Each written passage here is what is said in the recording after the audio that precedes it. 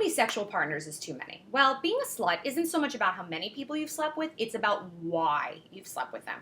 I believe that you can sleep with like 100 people, 200 people, 500 people, if that's what you're into. But if you're going into sexual situations and say you've only slept with 2, but you have, like, those 2 people you thought, well, like, my friends are doing it, so I need to do it so I'm not weird, or like he's expecting me to, and this will totally bring us closer, and this is gonna make him like me. That is bad. Then your 2 sexual partners were huge mistakes, and maybe that girl's 100 weren't, because that's not how she approached the situation.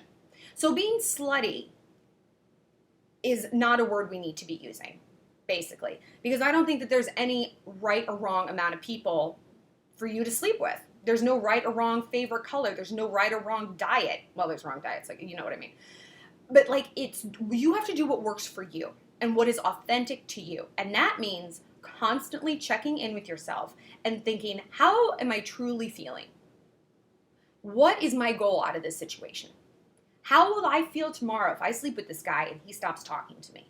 Is that even a possibility? If it is, you need to reevaluate the situation you're in. So what do you do when people ask how many people you've slept with? Guys have always asked me this, as guys ask all of us because they're obsessed with it. And no matter how many people were on my list at the time, my answer to them was always the same. None of your business. Do you want to know how many tampons I use when I have my period too? Oh, can I measure your dick while it's soft? Oh, I can't? Does that feel personal?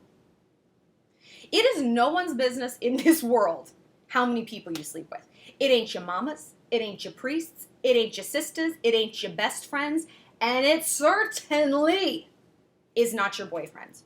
And I know you say, but he's asked, he wants to know. Of course he wants to know.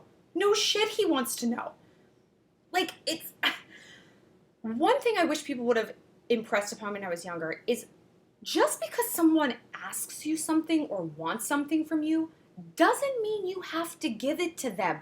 Life is full of people who are going to try to pull you in different directions and get something from you and ask you questions that you don't feel comfortable with. And you need to get real good, real fast at saying, no, these are my boundaries. If you don't find my boundaries acceptable, you can find the boundary of the front door. Just because he wants to know, you don't tell him.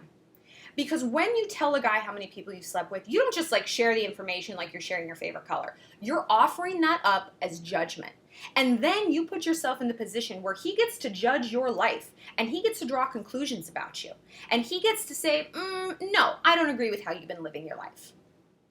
And no one gets to say that about your life except for you. It also, I don't know. It's very bad. So you do you. And don't let any guy tell you that this number of people is bad, this number of people is good. And if he has a problem with that, again, there's the door. You do you. Well, maybe not just you. Maybe a few other people.